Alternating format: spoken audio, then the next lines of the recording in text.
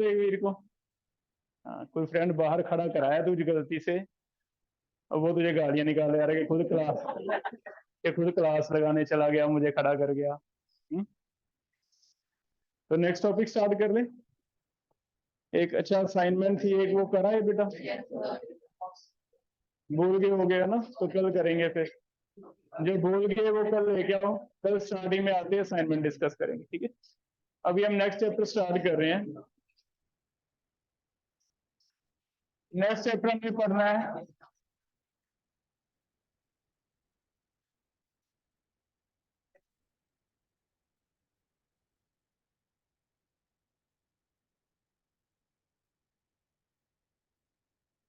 General organic chemistry.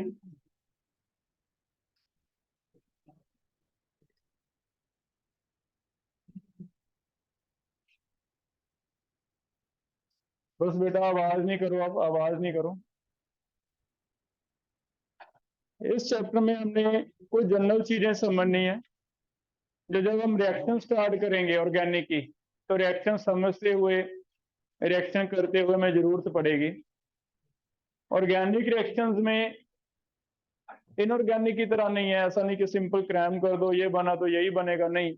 Organic reaction में हम देखेंगे, हम खुद भी प्रेडिक्ट कर सकते हैं कि ये प्रोडक्ट बनना चाहिए, ये प्रोडक्ट नहीं बनना चाहिए, या फिर कई बार तो दो प्रोडक्ट बनेंगे, दोनों में से एक मेजर अमाउंट बनेगी, एक माइनर अमाउंट बनेगी।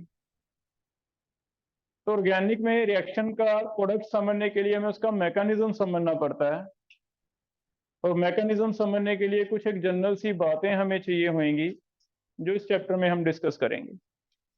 वो जनरल सी बातें क्या हैं? मान लो ये कोई रिएक्शन है, हमने इसे बाद में समझना है। आवाज नहीं करो यार, आवाज नहीं करो तुषार, आवाज नहीं करो। अगर ये C2H5Cl और KOH AQ लिखा हुआ है एक्वस, इसमें रिएक्शन होती है, तो हम रिएक्शन ऐसे पढ़ेंगे कि C2H5OH बनेगा प्लस KCl बनेगा। रिएक्शन तो इतना ही है ना? रिएक्शन तो इतना ही है, लेकिन ये रिएक्शन फास्ट है, स्लो है। C2H5 की जगह C3 आ जाए तो क्या रिएक्शन फास्ट होएगी या स्लो होएगी? कब होएगी, कब नहीं होएगी? वो सारी चीजें हमने समझनी है। तो कुछ जनरल से टर्म्स दिए हुए हैं, जैसे जो ऑर्गेनिक कंपाउंड होगा, इसे ऑर्गेनिक में हम जनरली रिएक्टेंट की जगह एक नाम देंगे सबस्ट्रेट। तो कहीं आपको सबस्ट्रेट सुनने को मिले बेटा, तो कोई ज्यादा हैरानी वाली बात नहीं है। जो भी रिएक्टेंट है उसे हम एक नाम दे रहे हैं, क्या? सबस्ट्रेट। ठीक। जो सबस्ट्रेट के ऊपर कोई रिएजेंट है जो इसके ऊपर रिएक्ट करवा रहा है, उसे एक नाम दिया जाएगा, उसे कहेंगे अटैकिंग रेजेंट। ये इसके ऊपर हम ऐसे मानते हैं भी आके अटैक करता है, जिससे कोई प्रोडक्ट बनाता है, इसे कहते हैं अटैकिंग रेजेंट। ये ऑब्वियसली प्रोडक्ट है ही है। तो सबस्ट्रेट, किसी भी कार्बन वाले रिएक्टेंट को हम सबस्ट्रेट कह देंगे, उसके ऊपर जो और कोई एटम आके टकराएगा उसे हम क्या कह देंगे? Attacking Regent.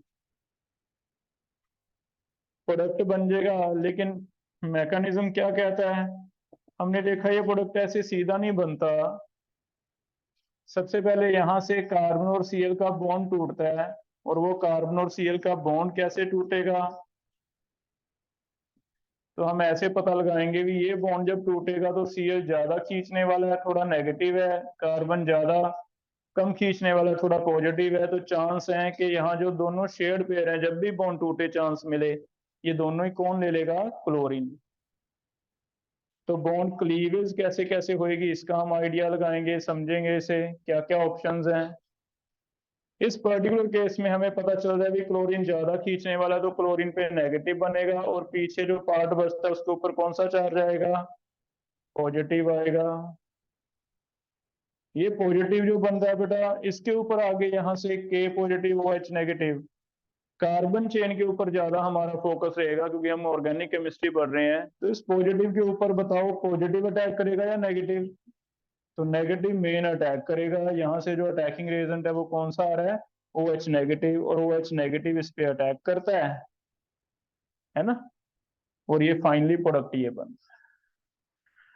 तो ये जो हमारा ऐसा सोच है कि कैसे कैसे हुआ होगा, इमेजिनेशन है भी, हाँ ये ऐसे ऐसे हुआ होगा, पहले ये बॉन्ड टूटा होगा, बॉन्ड ऐसे टूटा होगा कि एक पॉजिटिव बना होगा एक नेगेटिव। अगर ये पॉजिटिव बना तो के ने नहीं OH ने अटैक किया होगा, तो OH अटैकिंग एजेंट हो गया मेन। OH नेगेटिव ने इसके ऊपर अटैक करके ये बनाया होगा। ये जो हमारी सोच है कि कैसे कैसे स्टेप वाइज हुआ होगा रिएक्शन, इमेजिनेशन, पता नहीं चल रहा, दिख नहीं रहा, सिर्फ हमारी सोच है, उसे हम कहेंगे मैकेनिज्म। लेकिन उस मैकेनिज्म में हमें ये समझना पड़ेगा भी बॉन्ड क्लीवेज ये है, ये नहीं होता तो और क्या हो सकता था। तो बॉन्ड क्लीवेज के कितने टाइप है, कैसे कैसे आइडिया लेंगे, पहले इस स्टेप पे रुकेंगे, थोड़ा सीखेंगे कि बॉन्ड क्लीवेज हमें कैसे पता चलेगा भी कहाँ पॉजिटिव कहाँ नेगेटिव। क्लीवेज होने के बाद ये ऐसी स्पीशीज है जो ना तो रेक्टन में है ना प्रोडक्ट में है, सिर्फ इमेजिनरी है, बीच में बनी है। ये जो बीच में एक इमेजिनरी स्पीशीज बनती है, इसे एक नाम दिया जाता है, इसे कहते हैं इंटरमीडिएट।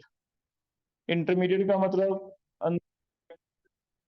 तो इंटरमीडिएट बनता है, और इंटरमीडिएट कौन कौन से बनते हैं उन्हें नाम देंगे। जैसे इस पर्टिकुलर केस में तो पॉजिटिव बना है तो इसे हम कह देंगे कार्बोकेटाइन, लेकिन ऐसे कई बार नेगेटिव भी आ जाएगा तो उसे कहेंगे कार्बो एनाइन। तो ये इंटरमीडिएट्स पढ़ने हैं यहाँ में कि कौन कौन से होते हैं, कैसे कैसे बनते हैं। मोर ओवर ये जो इंटरमीडिएट बनेंगे इनकी स्टेबिलिटी, कुछ फैक्टर्स पढ़ेंगे जिनसे इनकी स्टेबिलिटी मेजर करेंगे भी ज्यादा स्टेबल है या कम स्टेबल। क्योंकि अगर ये ज्यादा स्टेबल होगा बेटा तो ये ज्यादा जल्दी बनेगा। जल्दी बनेगा मीन्स बॉन्ड जल्दी टूटेगा, जल्दी बनेगा बॉन्ड जल्दी टूटेगा, जल्दी बनेगा तो प्रोडक्ट भी क्या बनेगा, जल्दी बनेगा। तो कौन सी रेट फास्ट होएगी, कौन सी स्लो होएगी, कुछ ऐसे क्वेश्चन भी हमें पूछे जाएंगे। वो फिर हम स्टेबिलिटी ऑफ इंटरमीडिएट एक टॉपिक पढ़ेंगे, वो हमें बताएगा। ठीक है, वो स्टेबिलिटी को प्रेडिक्ट करने के लिए क्या क्या इफेक्ट हैं, फैक्टर्स हैं, वो सारी चीजें हम यहाँ डिस्कस करेंगे। तो ऐसे टॉपिक्स हैं जो हर किसी रिएक्शन में हमें चाहिए चाहिए। जैसे सबसे पहले अगर इनमें से देखें तो एक टॉपिक हमें रिक्वायर्ड होगा भी अटैकिंग रीजन। तो हमारे माइंड में आ रहा है भी अटैकिंग रीजन होते कैसे कैसे हैं, कितने तरह के हैं, हमें कैसे पता चलेगा क्या है क्या नहीं, अटैकिंग रीजंस का टॉपिक। दूसरा टॉपिक यहाँ पे आ गया भी मैकेनिज्म समझने से पहला स्टेप मेरा होगा भी बॉन्ड कैसे तोड़ूं, किस पे पॉजिटिव किस पे नेगेटिव। तो एक डिस्कस करेंगे थोड़ा अभी बॉन्ड क्लीवेज कैसे कैसे हमें प्रेडिक्शन होएगी। तीसरा टॉपिक ये जो इंटरमीडिएट एक बना है कार्बोकेटाइन, ऐसे कार्बोनाइन भी बनेगा, तो इसे हम कहेंगे टाइप्स ऑफ इंटरमीडिएट्स। ये समझेंगे कौन कौन से हैं। और सबसे ऊपर इनकी स्टेबिलिटी मैटर करेगी कि कौन सी रिएक्शन होएगी, कौन सी फास्ट होएगी, कौन सी स्लो होएगी, प्रोडक्ट कितना बनेगा। उसके लिए हम मेजर करेंगे, इनकी स्टेबिलिटी कंपैरिजन करेंगे, स्टेबिलिटी ऑफ इंटरमीडिएट्स। और स्टेबिलिटी ऑफ इंटरमीडिएट पढ़ने के लिए, स्टेबिलिटी समझने के लिए कुछ एक और फैक्टर हमें जरूरत पड़ेगी जो हम नेक्स्ट टॉपिक में लिखेंगे, है ना। जैसे रेजोनेंस एक फैक्टर था, रेजोनेंस भी यहाँ आएगा दोबारा डिटेल। इंडक्टिव इफेक्ट एक अलग से नाम आएगा, है ना। तो इसमें कुछ और नाम आएंगे जो इसकी स्टेबिलिटी को कंपेयर करने के लिए चाहिए होंगे। इंडक्टिव इफेक्ट एक नाम आएगा, तो वो क्या होता है। रेजोनेंस बहुत थोड़ा हमने पढ़ा हुआ है तो आपको बताया था, डिटेल यहाँ पढ़ेंगे रेजोनेंस। ऐसे एक आएगा हाइपर कंजुगेशन, हाइपर कंजुगेशन। और एक इफेक्ट आएगा इलेक्ट्रोमेरिक इफेक्ट, इलेक्ट्रोमेरिक इफेक्ट। तो ये हमारा चैप्टर है बेटा पूरा, चार अलग अलग नेम हैं, इनके बारे में थोड़ा समझ के मेन ये वाले डिस्कस करेंगे भी ये क्या होता है, इंडक्टिव क्या होता है, रेजोनेंस क्या होता है, ये क्या होता है, हाइपर कंजुगेशन ये क्या होता है, और ये मिलके कैसे हमें हेल्प करते हैं ऑर्गेनिक समझने में, स्टेबिलिटी प्रेडिक्ट करने में, कौन सा ज्यादा स्टेबल कौन सा कम स्टेबल। ठीक है, तो एक एक करके टॉपिक ले रहे हैं। आज का टॉपिक हमारा क्लास में जो रहेगा वो है अटैकिंग रीजन।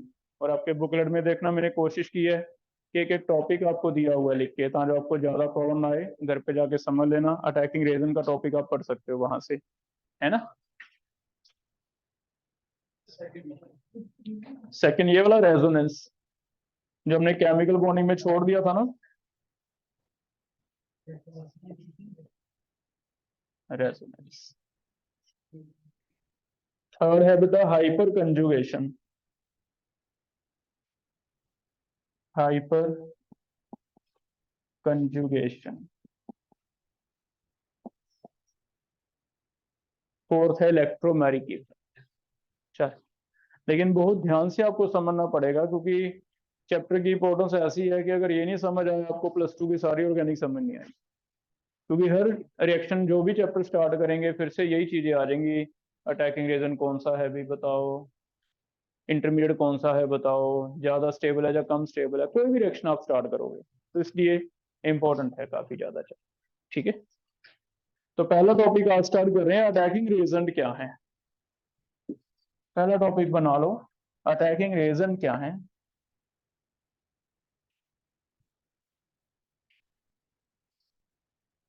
अटैकिंग रीजन जो ऑर्गेनिक मॉलिक्यूल पे अटैक कर रहे हैं उन्हें हम अटैकिंग रीजन कह रहे हैं।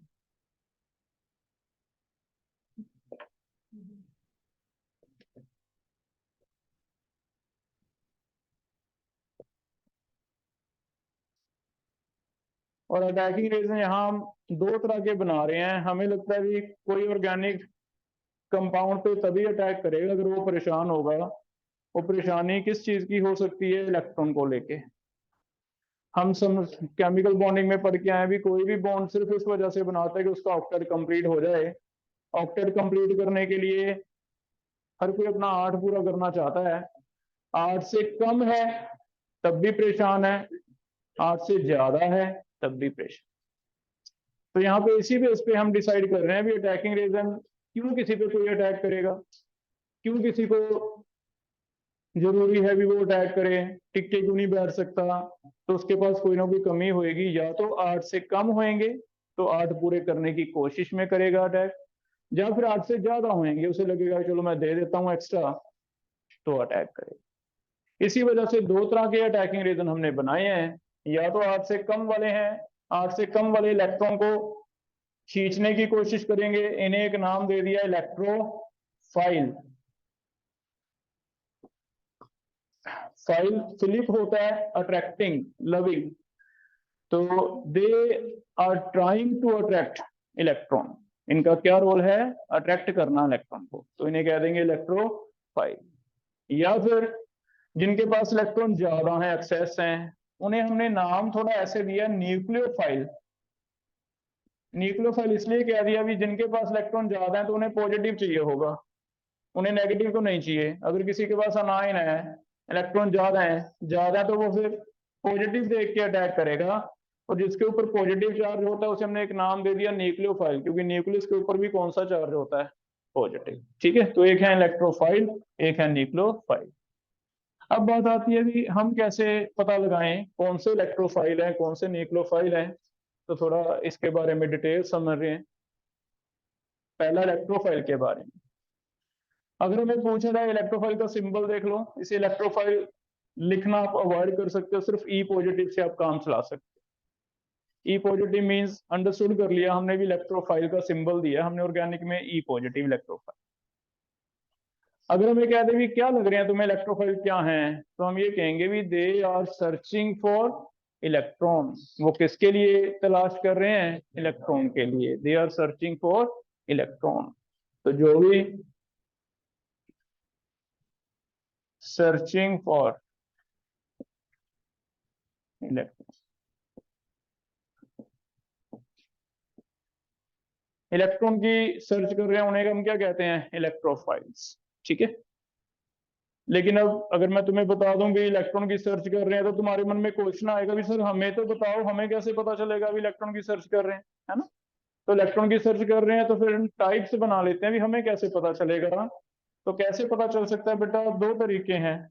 पहला, या तो कैटायंस होंगे, जिनके कैटायंस है ऑब्वियसली पॉजिटिव चार्ज है, पॉजिटिव है तो उनको क्या चाहिए? इलेक्ट्रॉन। तो या तो कैटायंस ढूंढ लो, तो मैं आपको बताऊंगा ट्रिक बता रहा हूँ भी, या तो ऐसे करना क्वेश्चन देगा कैटायन ढूंढ लेना, H positive, Cl positive, Br positive, NO2 positive, तो तुम पहचान लोगे भी इलेक्ट्रोफाइल है। या फिर तुम फिर मुझे क्वेश्चन करोगे सर अगर न्यूट्रल आ गया तो मैं तुम्हें कहूंगा भी इलेक्ट्रॉन डेफिशिएंट कुछ कंपाउंड पड़े थे जिनका बोरोन फैमिली के कंपाउंड हमने केमिकल बॉन्डिंग में बताया था, जिनका ऑक्टेट कंप्लीट नहीं होता। कितने इलेक्ट्रॉन होते हैं? 6, है ना? तो फिर अगर न्यूट्रल आ गए तो न्यूट्रल में क्या ढूंढने हैं? Electron deficient. ठीक है, इलेक्ट्रॉन डेफिशिएंट में सीधा ही याद किया हुआ है, जितना भी बोरोन फैमिली के कंपाउंड है, बोरोन फैमिली, कोई बताओ बोरोन फैमिली सुनाओ मुझे। समकित, बोरोन के ग्रुप बता, बोरोन के कौन कौन से एलिमेंट है। समकित तेरा नाम है, समकित बता रहा है, समकित कहाँ छुपा है। हाँ बेटा, बोरोन के नीचे क्या आता है, एल्यूमिनियम, गैलियम, याद आ गया है ना। इनके कंपाउंड ज्यादातर हेलाइड देगा, जैसे या हाइड्राइड देगा, BH3 दे देता है, या BF3 BCl3 BVR3 BI। Same, बस बी हटा के Al लगा दो सेम बन जाएंगे, Al हटा के Ga लगा दो सेम बन जाएंगे, तो इसमें ढूंढना मुश्किल नहीं है, हम ढूंढ। केटाइन तो देख के पता चल जाएगा, Cl पे 1 पॉजिटिव लिखा हुआ है, NO2 पे पॉजिटिव लिखा हुआ है, केटाइन देख के पता चल जाएगा। क्लियर हो गया। लेकिन अब क्योंकि हमें मल्टीपल भी कर रहे हैं, थोड़ा और डीप चल रहे हैं, केटाइंस में एक एक्सेप्शन लिख लो, एस ब्लॉक के नहीं कहोगे आप। केटाइंस में, केटाइंस एक्सेप्ट एस ब्लॉक। अब एस ब्लॉक वाले तो वो तो कहते हैं कि हम तो स्टेबल होने के लिए तो हमने लूज किया है, सोडियम पॉजिटिव बनता है ना, सोडियम पॉजिटिव कहता है भी मैं तो स्टेबल हुआ हूं तब मैंने तो लूज किया, तुम फिर से कह रहे हो भी ले ले, तो सोडियम पॉजिटिव मना कर देता है, वो नहीं लेता। हाँ, Cl पॉजिटिव, H पॉजिटिव, इनको जरूरत है, ये लेते हैं। या फिर कोई डी ब्लॉक के आ जाए, zinc 2 positive, copper positive, iron 2 positive, ये ले लेते हैं, है ना। लेकिन अगर लिथियम सोडियम पोटाशियम की बात करें, ये नहीं लेते। इनको लगता है मैं तो पहले स्टेबल हुआ मुश्किल से, तो 8 मेरा तो पूरा है, तो मैं और क्या करूंगा। तो फिर इसमें एक्सेप्ट लिख दिया, भी एस ब्लॉक को छोड़ देना, बाकी कोई भी आ जाए पीरियोडिक टेबल में से, Cl positive, nitro positive, O positive, H positive, zinc positive, manganese positive, आप लिख लो, एस ब्लॉक नहीं करना, है ना। दो हो गए न्यूट्रल में। लेकिन फिर और आगे चलते हैं, कई बार न्यूट्रल में उसने ऐसे दे दिया ZnCl2, तो फिर न्यूट्रल में हमने इलेक्ट्रॉन डेफिशिएंट तो लिख ही लिया, ZnCl2 क्यों आ रहा है, तो फिर एक और चीज होती है, कई बार ये होता है कि 8 पूरा लेकिन उसकी भूख नहीं मिटती। भूख नहीं मिटती मीन उसके पास डी खाली पड़ा होता है, सब शेल कईयों के पास डी होता है, जिनके पास डी है वो तो बेटा 10 भी ले सकते हैं ना। जिसके पास डी है तो उनकी भूख नहीं मिट रही, भूख नहीं मिट रही तो वो न्यूट्रल है, इलेक्ट्रॉन डेफिशिएंट भी नहीं कह सकते, लेकिन उनके पास डी होने की वजह से वो भी क्या काम कर सकते हैं, इलेक्ट्रॉन ले सकते। तो कई बार ऐसे भी आ जाएंगे, थर्ड कैटेगरी बन जाएगी कि भूख अभी भी नहीं मिटी, क्या है, vacant D orbital. Vacant D orbital में आप मान के चलो डी ब्लॉक का कोई भी एलिमेंट दे दे, जैसे ZnCl2 हमें आएगा, है ना, फेरिक क्लोराइड आ जाए, आयरन का आ जाए, कोई मैग्नीज का आ जाए, वो सारे हम इस कैटेगरी में रख देंगे। हमें नहीं पता क्या है क्या नहीं, हमें बस सीधा एक हिंट मिल गया भी हाँ ये तो डी वाले हैं, ये कर लेंगे एडजस्ट, ठीक है। पी वालों में, पी वालों में सिर्फ एक कार्बन फैमिली में एक्सेप्ट कार्बन, बाकी सारे काम कर सकते हैं, जैसे SiCl4 सेलेनियम, कार्बन, सिलिकॉन, आगे बोलना क्या आता है, जर्मेनियम, आगे टिन, लेड।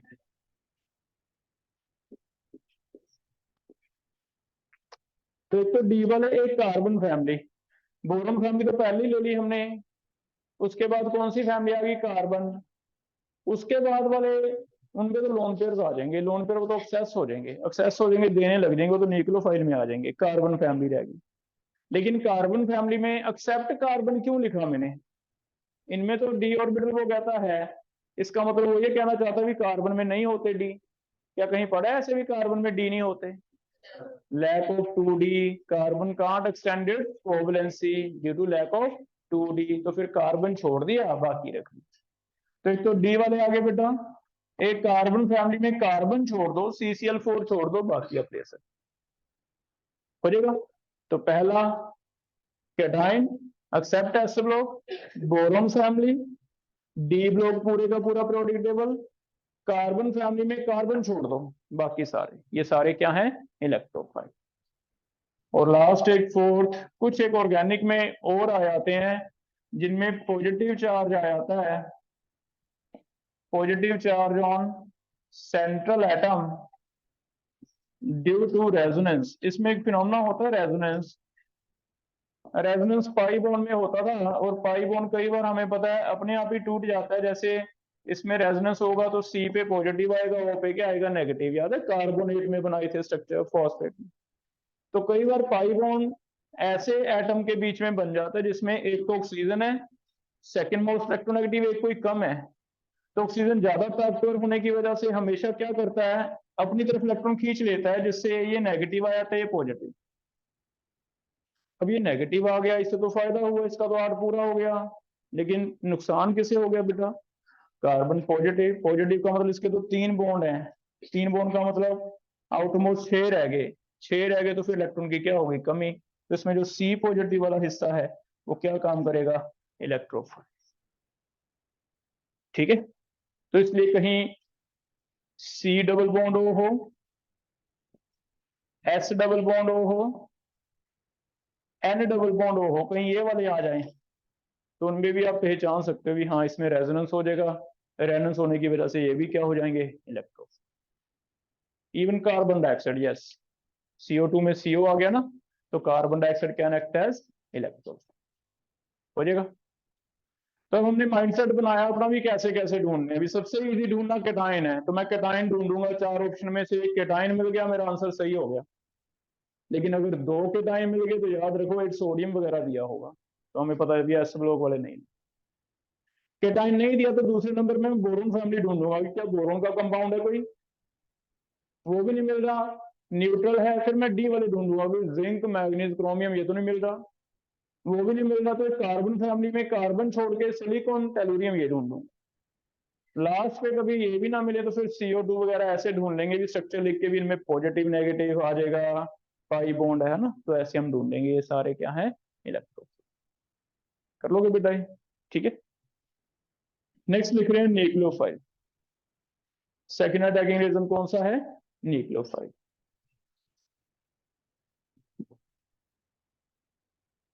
पहला definition, searching for nucleus, bracket में लिख लो that is positive charge. Nucleus क्यों कह रहे हैं, दैट इज पॉजिटिव चार्ज। तो न्यूक्लियोफाइल का सिंबल देख लो, इसे NU करके ऊपर नेगेटिव, ये का सिंबल है। ऑर्गेनिक में ये लिखा होगा तो इसका मतलब क्या है, न्यूक्लियोफाइल, NU ऊपर नेगेटिव। सर्चिंग फॉर डेफिनेशन क्या है, सर्चिंग फॉर न्यूक्लियस, लेकिन दैट इज पॉजिटिव चार्ज। हमें न्यूक्लियस का मतलब ये है कि जिस कार्बन पे पॉजिटिव है उसे ढूंढ रहे हैं ना। अगर उसे ढूंढ रहा है इसका मतलब इसके ऊपर इलेक्ट्रॉन क्या है, ज्यादा है। It means they are electron excess species, electron excess species हैं। तो इनके टाइप्स 2 तरह के हमें मिलते हैं, या तो मिल जाते हैं एनाइंस। एनाइन में कोई ऐसा नहीं भी अल्कली जा नहीं लेना, सारे के सारे जितने भी एनाइंस हैं वो सारे क्या हैं, न्यूक्लियोफाइल। फ्लोराइड, हेलाइड्स आगे, फ्लोराइड, क्लोराइड, ब्रोमाइड, आयोडाइड। कोई OH लिखा हो, NH2 लिखा हो, ये सारे। यहाँ भी नेगेटिव आता है, वो सीधा सीधा आप क्या कह दोगे भी हाँ ये तो क्या है, न्यूक्लियोफाइल। बताओ H नेगेटिव होगा, H नेगेटिव, हमें तो नेगेटिव देखना है, हमें उससे क्या मतलब, H नेगेटिव होगा। CH3 नेगेटिव लगा रहे हैं, CH3 नेगेटिव तो होगा, है ना, हमें तो सिर्फ नेगेटिव चाहिए। कर लोगे बताए। दूसरा, अगर नेगेटिव है फिर तो पता चल ही रहा है इलेक्ट्रॉन एक्स्ट्रा है, लोन पेयर है, ये दे देगा इसे। अगर नेगेटिव नहीं दिख रहा तो फिर आपको ऐसे देखना है लोन पेयर होना चाहिए, lone pair on central atom, lone pair होना चाहिए सेंट्रल एटम पे। इसके लिए थोड़ा सा आपको मेहनत करनी पड़ेगी, केमिकल बॉन्डिंग याद करके ली स्ट्रक्चर बनाना पड़ेगा, चेक करना पड़ेगा भी लोन पेयर है या नहीं। जैसे ज्यादातर एग्जांपल आपको अमोनिया मिलेगा, अमोनिया में चेक करो नाइट्रोजन पे, बताओ वैलेंस इलेक्ट्रॉन कितने होते हैं, 5। 3 H है बेटा, कितने शेयर हो गए, 3, एक लोन बच गया लोन पेयर। तो ये लोन पेयर किसी को दे सकता है, ये एक्सेस माना जाएगा। ठीक है, जिस पे भी आपको ऐसे लोन पेयर दिखता है वो क्या होगा, nucleophile. Electron excess species, they are electron excess species. Second, water, water में बना के देखना बेटा, क्या ओ सेंट्रल एटम है, ओ पे कोई लोन पेयर बचेगा, कितने, दो।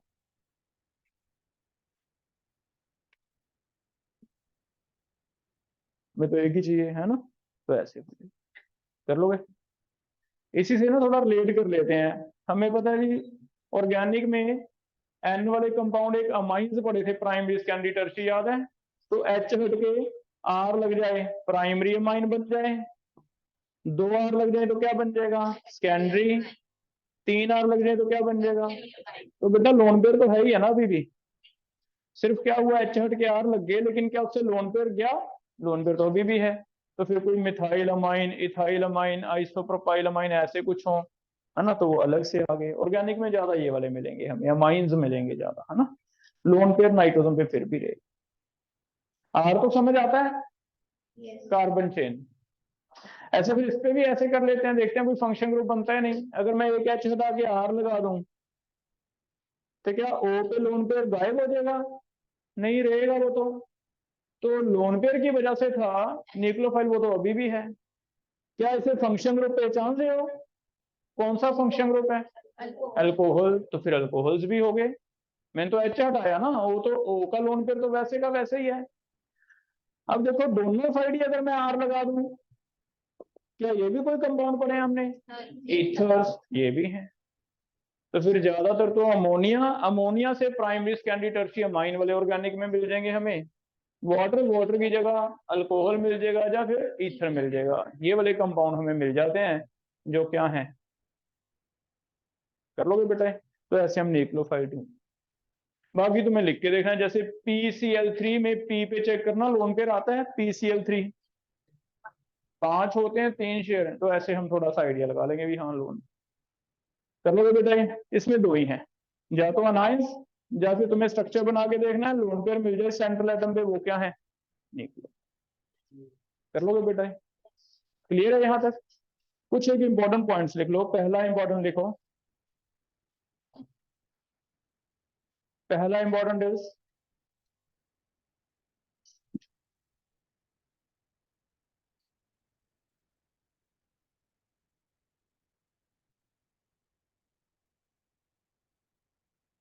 CCl2,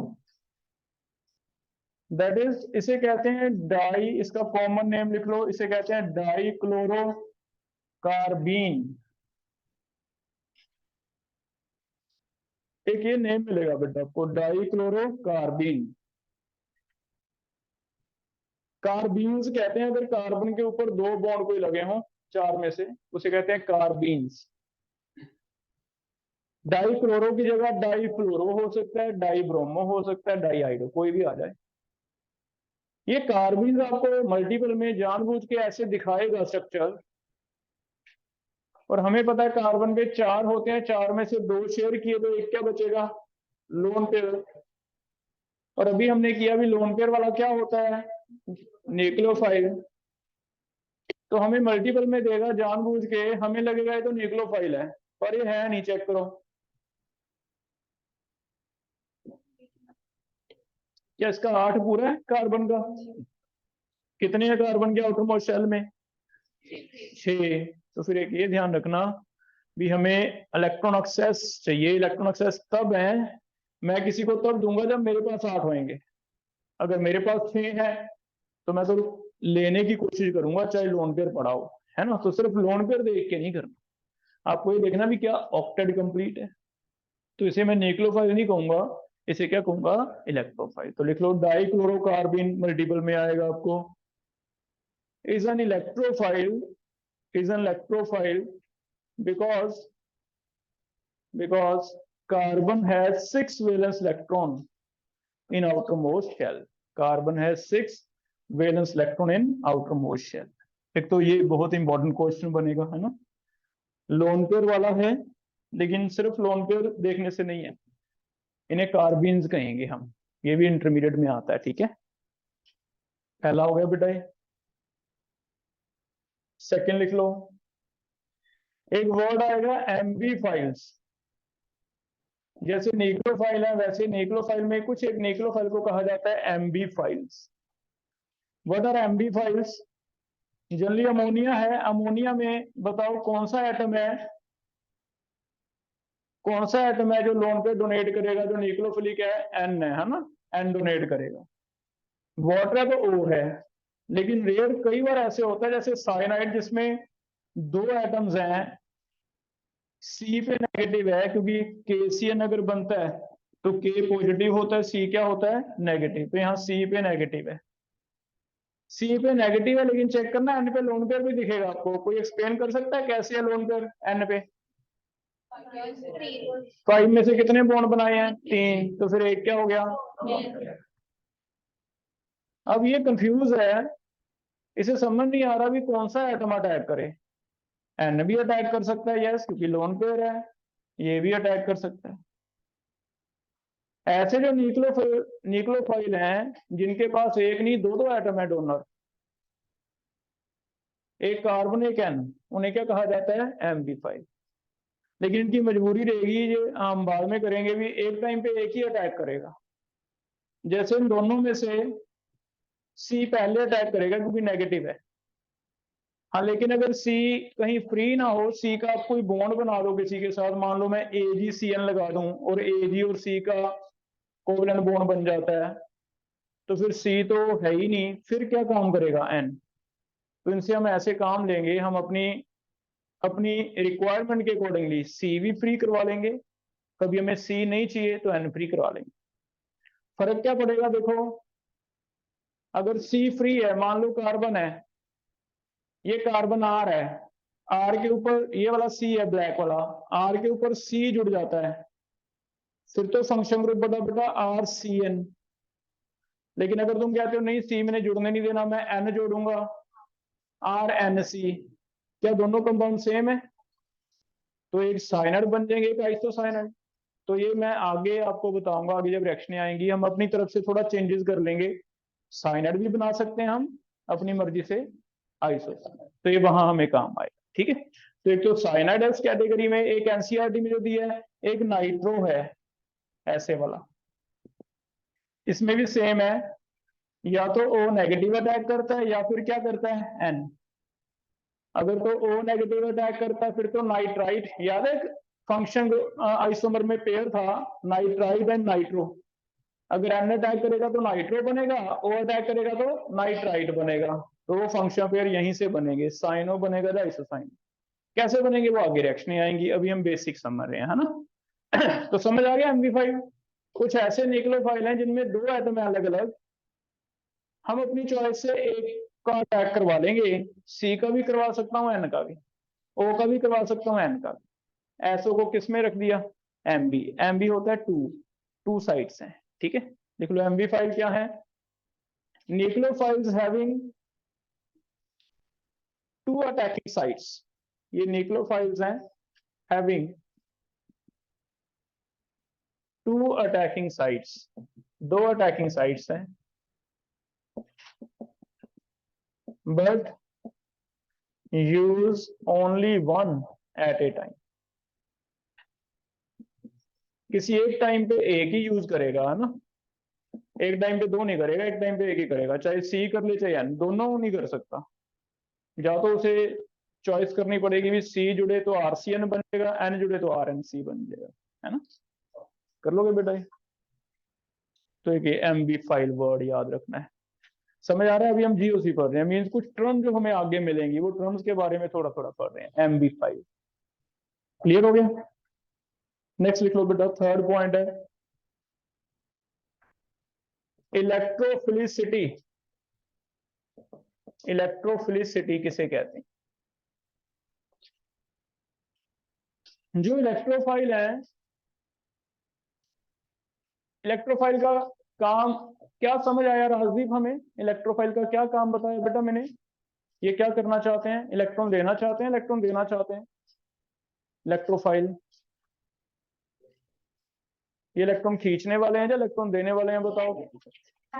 खींचने वाले हैं ना, ये इलेक्ट्रॉन खींचने वाले हैं, इलेक्ट्रॉन लेना चाहते हैं। खींचने की पावर सब में एक जैसी नहीं है, किसी में पावर ज्यादा है, किसी में पावर कम है। वो जो इलेक्ट्रॉन को खींचने की पावर है उसे मैं यहाँ टेंडेंसी कह रहा हूं खींचने की, और उसे एक नाम दे रहा हूं, क्या है, इलेक्ट्रोफिलिसिटी। जैसे मेरे पास लोन पेयर है, मेरे से 2 इलेक्ट्रोफाइल खींचने आ गए, सुनो, एक तो H पॉजिटिव आगे खड़ा हो गया, एक कोई न्यूट्रल आ गया BF3, चलो मेरा लोन पेयर है, मैंने देना है, इन्होंने खींचना है, लेकिन मैं एक को ही दे पाऊंगा, या तो H पॉजिटिव को या BF3 को, तो दोनों में झगड़ा होगा, तो एक ज्यादा ताकतवर होगा। कौन सा ज्यादा ताकतवर होगा? पॉजिटिव तो अपने आप ही खींचेगा ना नेगेटिव की तरफ, पॉजिटिव नेगेटिव में क्या हो जाएगा, अट्रैक्शन। तो पॉजिटिव वाले की जो पावर है, जो ताकत है खींचने की, वो क्या है, ज्यादा है। तो कोई कितना पावरफुल है खींचने में, उसे क्या कहा जाता है, उसकी इलेक्ट्रोफिलिसिटी। थोड़ा बहुत हम ये कंपैरिजन भी कर पाएंगे भी, हाँ ये ज्यादा स्ट्रॉन्ग इलेक्ट्रोफाइल है, ये कम, उसे कहेंगे इलेक्ट्रोफिलिसिटी। ठीक है, राइट डाउन। इलेक्ट्रोफिलिसिटी क्या है? Tendency of an electrophile, tendency of an electrophile to attract, tendency of an electrophile to attract electrons। और ये पता कैसे चलेगा? 2 पॉइंट ले लेते हैं। पहले तो केटाइन की ज्यादा ही मानेंगे न्यूट्रल से, अगर कभी केटाइन और न्यूट्रल में आ जाए तो हम कहेंगे भी केटाइन की ज्यादा है, क्योंकि केटाइन पे पॉजिटिव है। अब एक पे पॉजिटिव है, एक न्यूट्रल है, पॉजिटिव तो नेगेटिव को खींचेगा ही खींचेगा, है ना, वहां फिजिक्स लग जाती है, कहीं लोन पेयर पड़ा है, यहां से सेम स्पीड है, H पॉजिटिव ने भागना है, रेस लगनी है, H पॉजिटिव खड़ा है यहाँ, यहाँ BF3 खड़ा है, दोनों ने भाग के अटैक करना है। कौन पहले अटैक करेगा? जिसे ज्यादा जरूरत है, ज्यादा जरूरत H पॉजिटिव की है। वैसे भी ये नेगेटिव है, ये पॉजिटिव है, और पॉजिटिव नेगेटिव फिजिक्स भी लग जाती है थोड़ी सी। पॉजिटिव नेगेटिव क्या करता है? अट्रैक्ट। तो फिर केटाइन की तो हमेशा ज्यादा होगी, ये पीछे रह जाएगा, तो केटाइन की ज्यादा होगी किससे? न्यूट्रल से, है ना। तो ये भी हमें चाहिए होगा भी कई रिएक्शनों में 2 इलेक्ट्रोफाइल आ जाए तो हमें सोचना पड़ेगा भी पहले मैं किसका अटैक करवाऊं, पॉजिटिव का पहले करवा दूं। लेकिन अगर सारे केटाइन है तो सारे न्यूट्रल हैं, उनमें फर्क नहीं है, तो फिर सीधी बात है इलेक्ट्रोनेगेटिविटी ले लो। More is electronegativity, more is electrophilicity. जितना ज्यादा कोई इलेक्ट्रोनेगेटिव होगा उतना ही ज्यादा अटैक करेगा।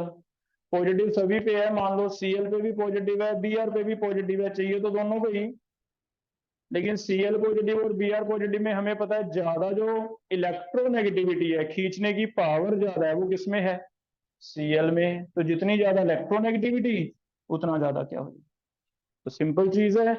पॉजिटिव न्यूट्रल में तो चलो कंपैरिजन है नहीं, अदरवाइज हमने एक टॉपिक पढ़ रखा है, tendency to attract paired pair, उसे क्या कहते हैं? इलेक्ट्रोनेगेटिविटी। तो जितना कोई ज्यादा इलेक्ट्रोनेगेटिव है उतना ही ज्यादा क्या होगी? उसकी इलेक्ट्रोफिलिसिटी होगी, है ना। कर लोगे बेटा? तो या तो पॉजिटिव न्यूट्रल आ जाए फिर तो अलग है, अदरवाइज सारे अगर जैसे हैं फिर ये देखना है इलेक्ट्रोनेगेटिविटी किसकी ज्यादा किसकी कम। क्लियर है?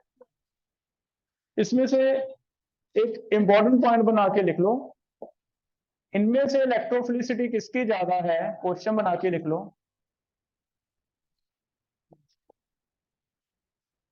ये क्वेश्चन देखते हैं तुम्हें किसे याद आ रहा है, किसे नहीं आ रहा। कुछ इसमें बैक बॉन्डिंग का कॉन्सेप्ट रहता था। वैसे तो मैंने BF3 में 3 F लगा दिए, 3 Cl लगा दिए, 3 Br लगा दिए, 3 I लगा दिए। तुम देखो इलेक्ट्रोनेगेटिविटी ज्यादा डोमिनेंट रोल प्ले करेगा, जो कॉन्सेप्ट था बैक बॉन्डिंग।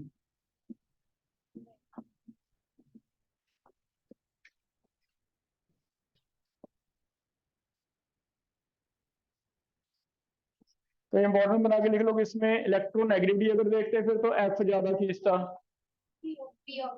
समझ आ रहा है? क्योंकि उल्टा हो गया था, बैक बॉन्डिंग ज्यादा थी इसमें, बैक बॉन्डिंग ज्यादा होने की वजह से इसकी जो टेंडेंसी है खींचने की कम हो गई थी, इसे इलेक्ट्रॉन फ्लोरीन ही दे देता है अपने लोन पेयर।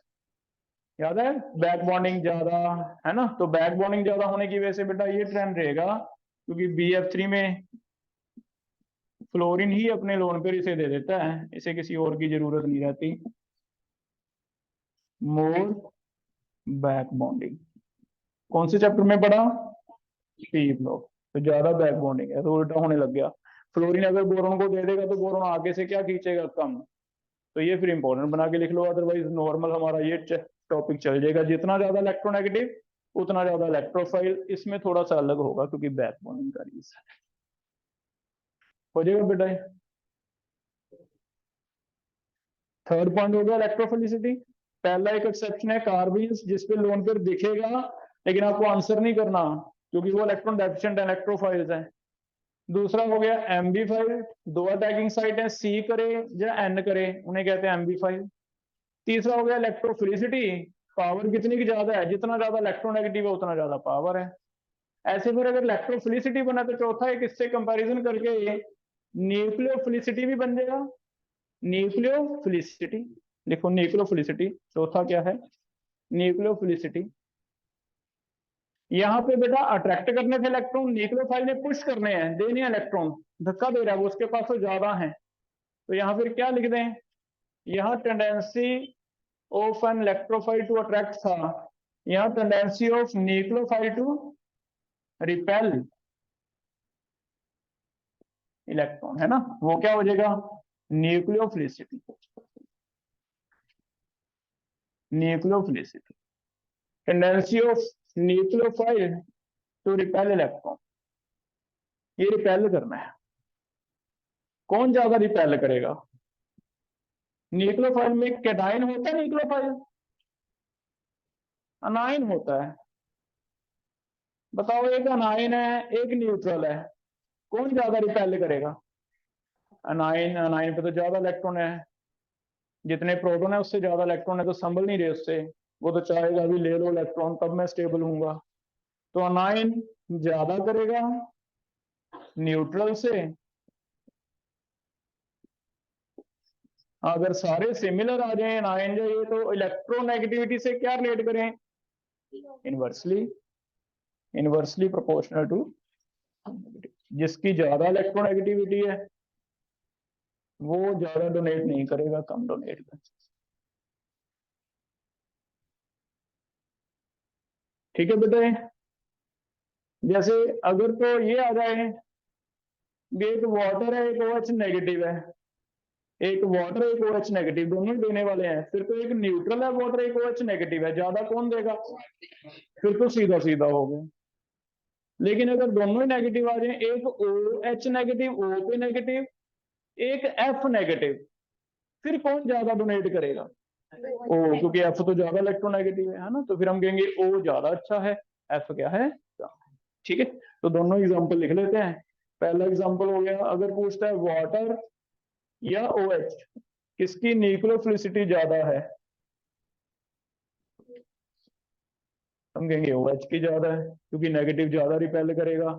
लेकिन अगर दोनों ही एक जैसे हों, F negative OH negative NH2 negative CH3 negative, अब कौन ज्यादा डोनेट करेगा? ज्यादा C कर सकता है क्योंकि F तो खींच के रखता है, F तो दिखावा तो कर रहा है कि मेरे पास नेगेटिव है, लेकिन उसकी इच्छा नहीं है देने की क्योंकि वो हाईली इलेक्ट्रोनेगेटिव है। तो फिर कौन है जो आगे आ जाएगा? CH3। कार्बन ज्यादा नहीं खींच सकता अपने इलेक्ट्रॉन, कार्बन आ गया।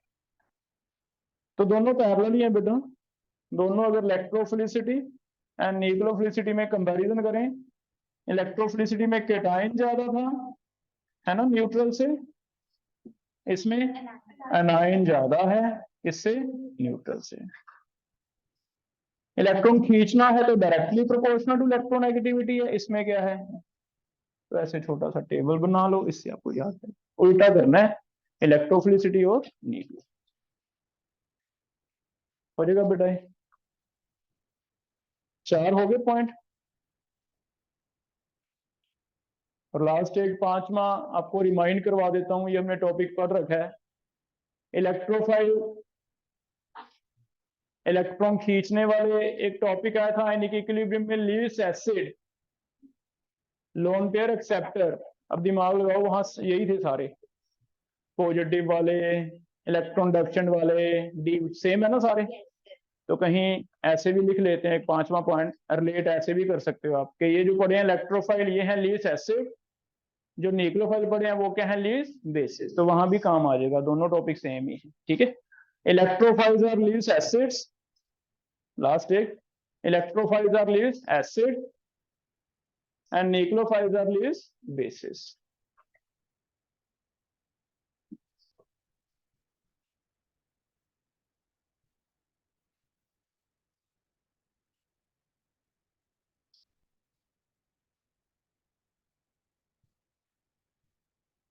हो जाएगा बेटा।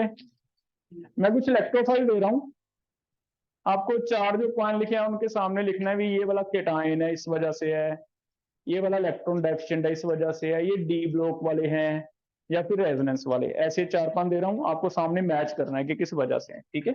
इलेक्ट्रोफाइल पहले, पहला AlCl3, दूसरा FeCl3, तीसरा कार्बन डाइऑक्साइड, चौथा Br पॉजिटिव। चार तरह के हैं, चारों में एक एक एग्जांपल दिया, आपको मैच करना है भी ये किस वजह से हैं।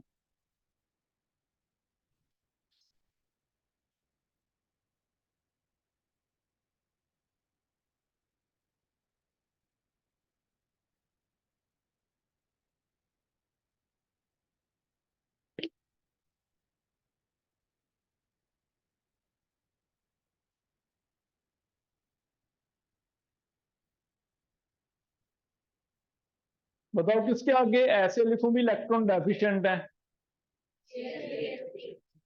Electron deficient. किसके आगे वेकेंट डी ऑर्बिटल लिख दूं, आयरन आ गया तो वेकेंट डी ऑर्बिटल। कौन सा रेजोनेंस की वजह से है, CO, और ये कैटाइन है ना, क्लियर है। तो ऐसे चार तरह के हमने हो जाएगा। इनमें से सेपरेट करो इलेक्ट्रोफाइल एंड न्यूक्लियोफाइल।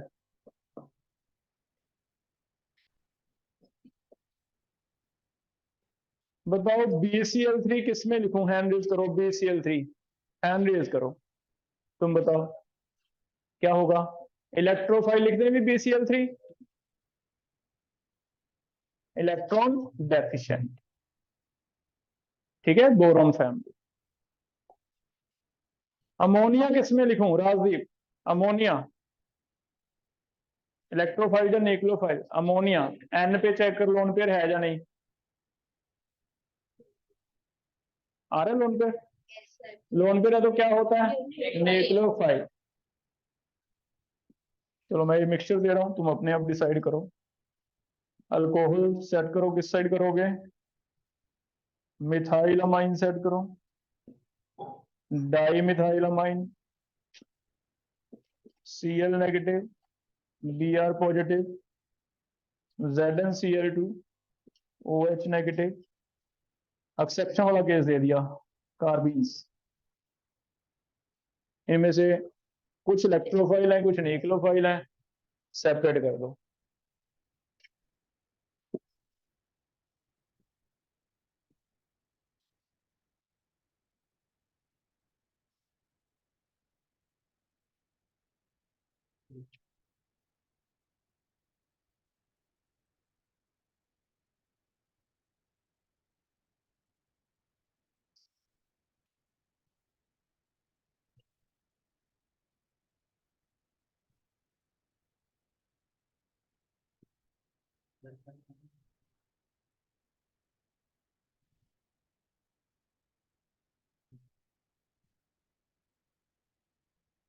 एक और इजी ट्रिक पता क्या बताऊं इसमें, अगर सोचना है तो तुमने पहले न्यूक्लियोफाइल अलग निकाल दो, बाकी सारे इलेक्ट्रोफाइल की तरफ भर दो, क्योंकि न्यूक्लियोफाइल याद रखने इजी है बेटा, या तो अनाइन है या लोन पेयर वाले। तो आप न्यूक्लियोफाइल अलग कर दो, बाकी सारे किस में रख दो, इलेक्ट्रोफाइल। तो न्यूक्लियोफाइल पे ज्यादा इजी है पहचानना।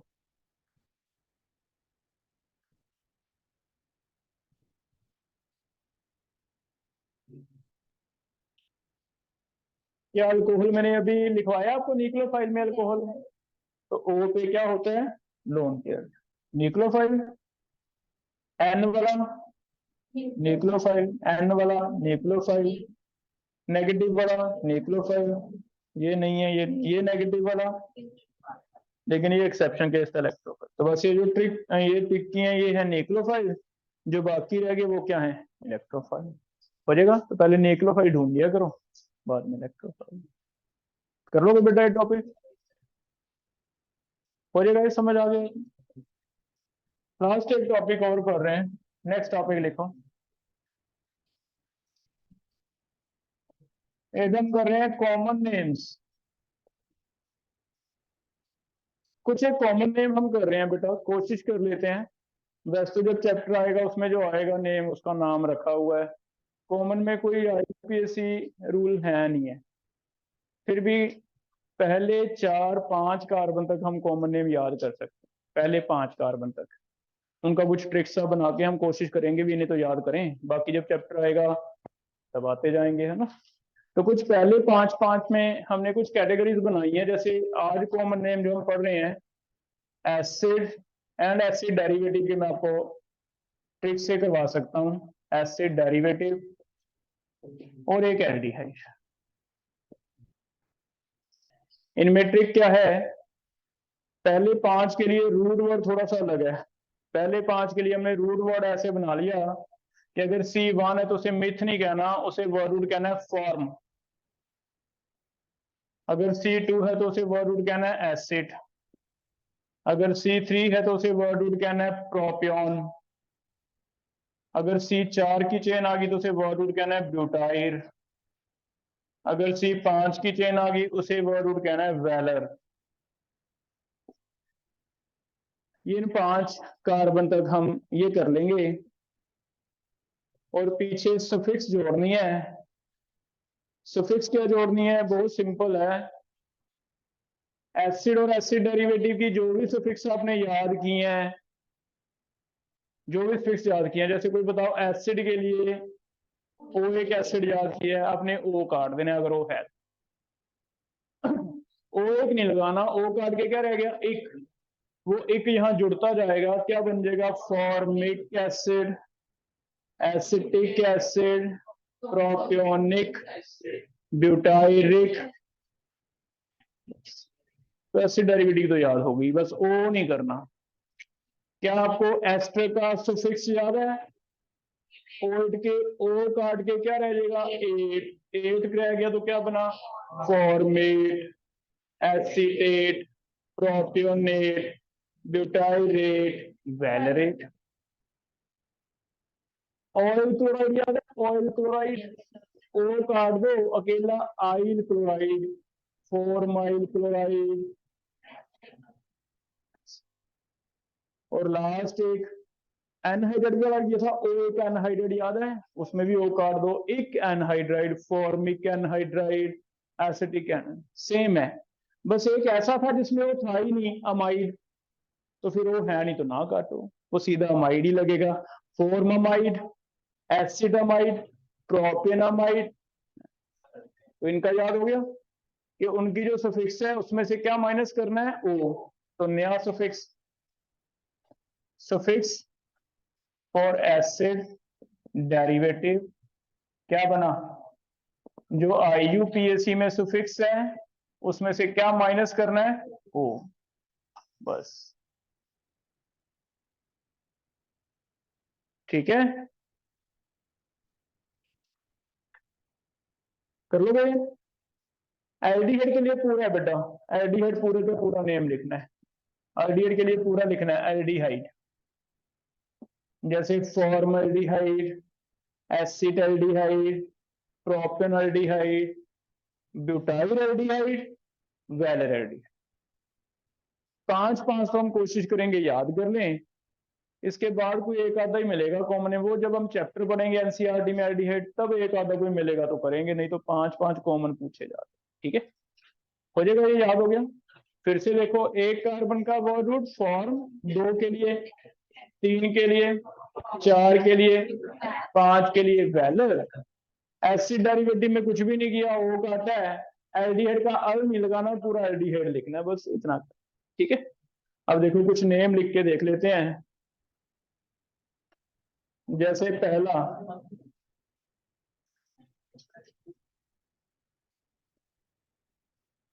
कोई पहचानो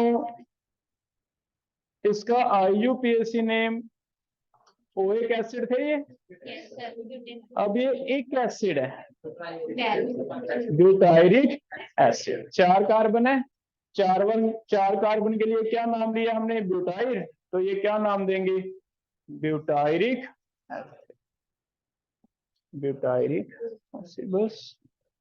ठीक है, समझ आ गया बेटा ये? अगर ये यहीं पे बताओ, अगर ये COCl होता तो कोई हैंड रेज करके बताओ। ब्यूटाइराइल क्लोराइड। अगर ये एस्टर होता, ब्यूटाइरेट, ब्यूटाइरेट। अगर ये एल्डिहाइड होता, ब्यूटाइर एल्डिहाइड, बस ऐसे। ठीक है,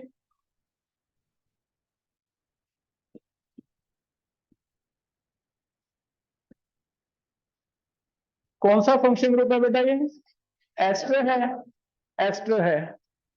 क्या बना फिर 3 कार्बन के लिए, प्रोपियोनेट बन गया, प्रोपियोनेट। लेकिन एस्टर में एक और चीज भी तो आई, ये भी तो कहीं लिखते थे, वो सेम है, वो सबसे आगे लिखना है, मिथाइल प्रोपियोनेट। वो तो है ही है, रूल है ना, कर लोगे।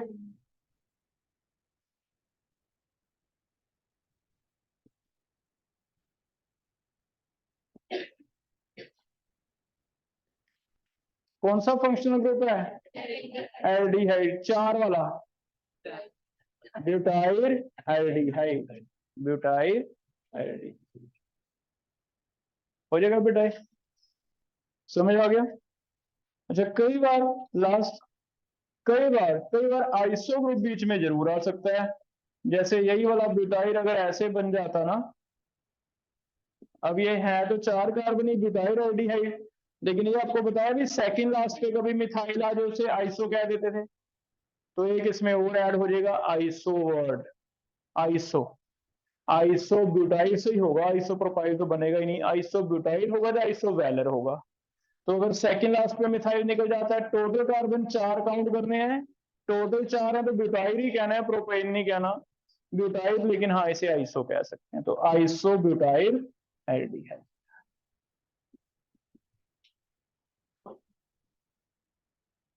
कर लोगे बेटा, तो 5 रूट वर्ड याद किए। फिर से बोल दो, C1 का form acid propion butyl valer. Acid derivative के लिए सिर्फ O कटा है, एल्डिहाइड का पूरा लिखा जाता है एल्डी। तो 4-5 फंक्शन ग्रुप आज हो गए। ऐसे तो सिमिलर से हम एक एक दिन करते रहेंगे, 5-5 मिनट लगा के कर लेंगे। ठीक है, ठीक है, इतना करके आओ।